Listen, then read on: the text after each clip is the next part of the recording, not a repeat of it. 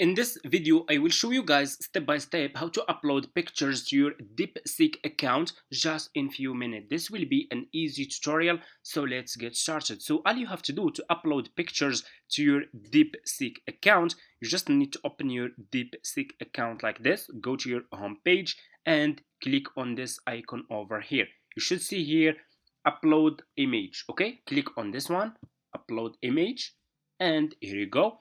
You need to choose which picture you want to upload from your laptop. For example, if I want to upload, let me see, for example, I'm gonna choose a picture here from my laptop.